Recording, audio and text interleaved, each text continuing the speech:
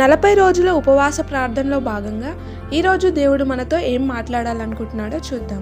నిర్గమకాండము 29వ అధ్యాయము 46వ వచనము.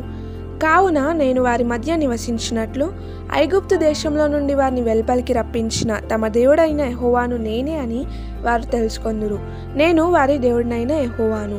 ఇక్కడ కాంటెక్స్ట్ ఏంటంటే, అక్కడ ఇశ్రాయేల్ ప్రజలు ఐగుప్తు నుండి కనాను దేశానికి వెళ్ళే ప్రయాణంలో ఒక ప్రత్యక్షపు గుడారాన్ని నిర్మించారనమాట. ప్రత్యక్షపు గుడారం అంటే మన భాషలో ఒక చర్చ్ అనేది అని మనం చెప్పొచ్చు.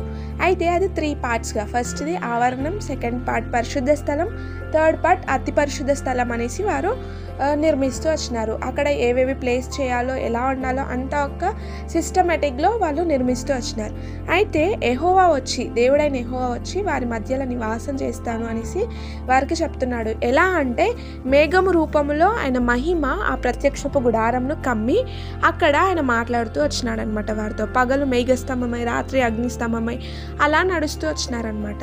అయితే ఇక్కడ మోషేతో అంటున్నాడు, నేను ఇశ్రాయేల్ ప్రజల మధ్యలో వచ్చి నివాసం చేస్తాను, అప్పుడు వారు తెలుసుకుంటారు. అంటే అప్పటికి వాళ్ళు సనుగుతూ ఉన్నారు, అసలు ఏంటి 40 years ఆఫ్ జర్నీ ఏంటి అరణ్యంలో, అక్కడ ఐగుప్తు దేశంలో ఏదో ఒక దాసత్వంలో మేము ఉండేవారం కదా, ఏదో కూలి పని చేసుకుంటూ వెట్టి చాకే చేసుకుంటూ బతికే వాళ్ళం కదా అని సనుగుతూ ఉన్నారనమాట.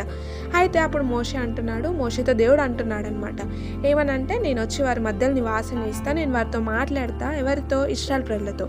ఎలా మాట్లాడతా అంటే, నేను ఐగుప్తు నుండి వారిని ఏ విధంగా వారిని తీసుకొచ్చానో, ఎర్ర సముద్రం అంటే ఇప్పుడు రెడ్ సీ ఈజిప్ట్లో ఉంటుంది కదా, ఆ ఎర్ర సముద్రాన్ని పాయలు చేసి ఆ ఆరిన నేల మీద వాళ్ళు ఎలా నడిచారో, ఒక మన్నాను ఎలా తిన్నారో, దేవదూతలు తినే ఆహారాన్ని వాళ్ళు ఎలా తిన్నారో అన్నీ వారికి గుర్తు చేస్తా. నేను వారికి దేవుడనై ఉన్నానని వారు తెలుసుకునేట్లు చేస్తా. నిజంగా నేను వారికి దేవుడని అనేసి దేవుడు చెప్తున్నాడు అనమాట. మన జీవితాల్లో కూడా దేవుడు మన జీవితంలో ఎన్నో కార్యాలు చేస్తుంటాడు, కానీ మనం మర్చిపోయే స్థితిలో ఉంటాము.